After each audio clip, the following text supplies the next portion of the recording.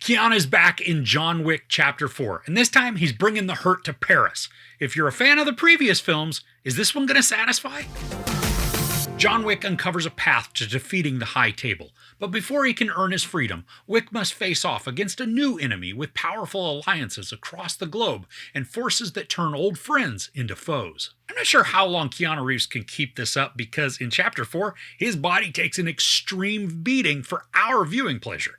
The story picks up following the events of Chapter 3, where Winston shot John, but he survived, despite falling off a building.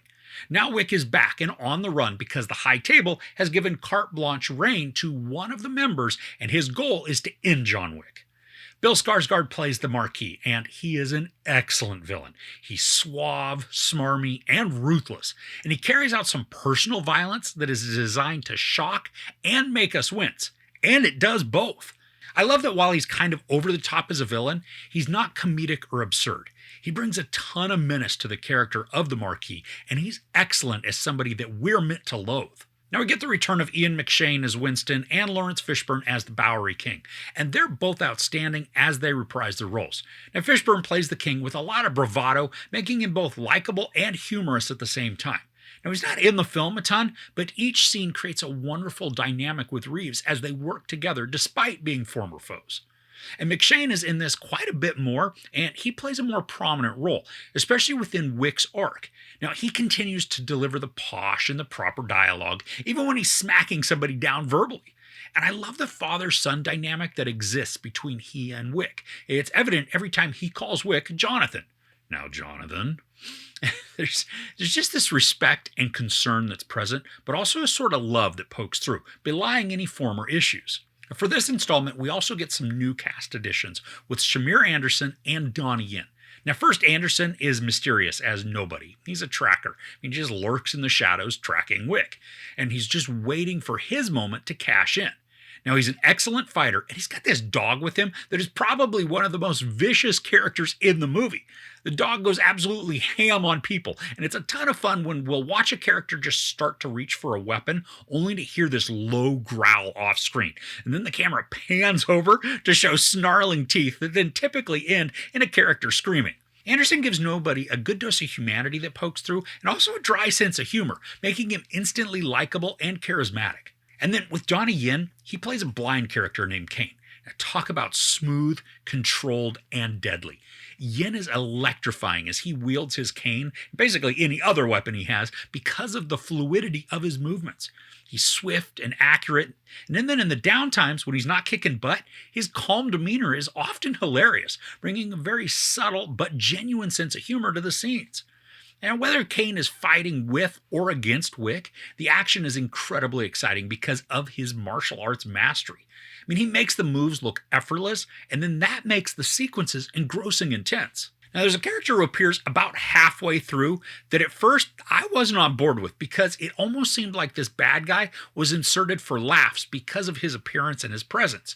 Scott Adkins plays Killa, and he's this just hefty hulk of a gangster with a Three Stooges haircut and a golden grill that makes him almost laughable until the scene really begins. And then the intensity ratchets up minute by minute that then explodes in a thrilling climax. Let me tell you, the big guy, he's got some moves. He is amazingly fluid and limber for a big boy. And all of that girth just allows for some ferociously powerful punches that when they connect, they reverberated through the theater with the sound. So what starts out looking like it's going to be a joke ends up being a thrilling battle with jaw-dropping stunts. Now, Reeves himself is an absolute beast as he just continues in his role as John Wick. I mean, the man takes an incredible beating, and somehow he still gets up to hobble on and kill more bad guys. Now, yeah, I mean, there is an insane amount of character protection when it comes to how Wick survives. He receives hits that would kill any normal person, repeatedly.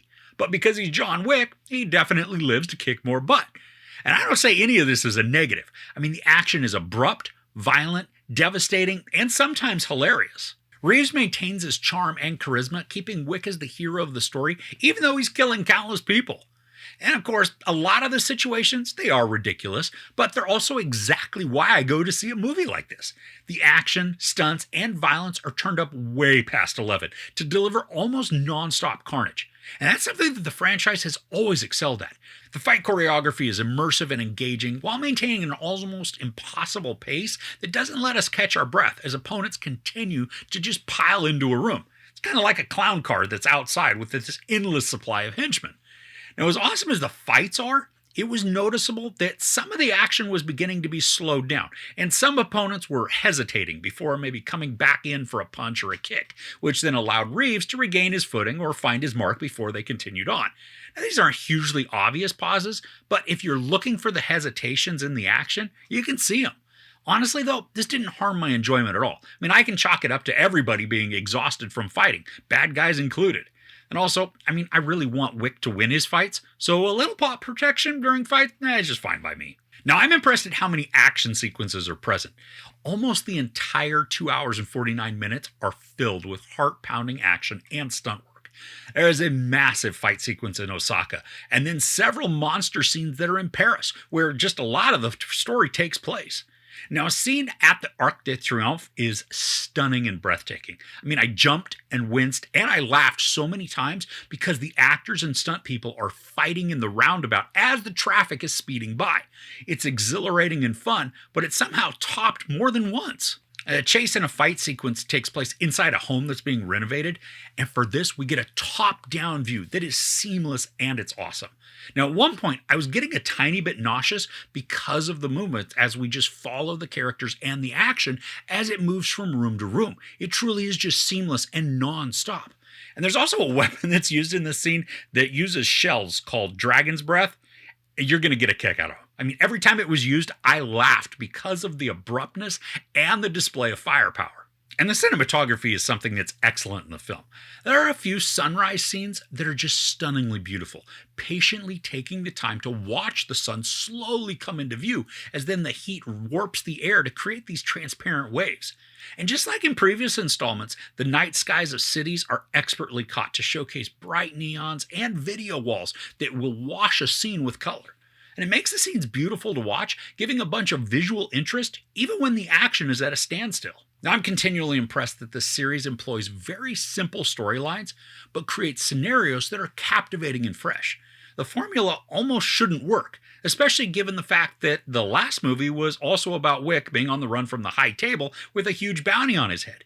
And yet, this still feels new and unique, constantly creating distinct emotional arcs and storylines that help move the narrative forward while keeping all of the ties to what's come before. Now, I was fortunate to attend a screening in an IMAX theater, and if you have that opportunity, the sound and visuals are just outstanding. From the very opening scene where we watch a fist punching a rope-wrapped board, my chest was reverberating with the sound of the impact. And whenever the action is at peak insanity, the massive screen really helps to make the experience even more immersive. But I say all this, and this doesn't have to be seen in IMAX in order to enjoy it. I can't wait to watch this again, and I'm probably going to do so just on a regular big screen. I know I'm going to still enjoy it just as much. So is it worth the IMAX upgrade? I do think so, but it's not necessary. So overall, John Wick Chapter 4 continues to deliver the thrills and electrifying action we've come to expect from the franchise. Keanu Reeves once again goes all in to create sequences that are enveloping with captivating fight choreography. Bill Skarsgård creates a formidable and vicious villain, using bravado and arrogance as equal traits to consistently engage the audience. While a certain level of disbelief needs to be suspended and the characters benefit a lot from plot protection, the story maintains the heart and soul the series is known for that makes it such a hit with fans. And with standout performances by Shamir Anderson and Donnie Yen, John Wick Chapter 4 may be the best entry yet, supplying seamless action sequences and shocking fights, all supporting a story filled with emotional beats and breathtaking stunts. There's also a post-credit scene that you're going to want to stay for. It's quick, but it's packed with emotion. There's no sex or nudity, a lot of profanity, and then almost non-stop brutal violence.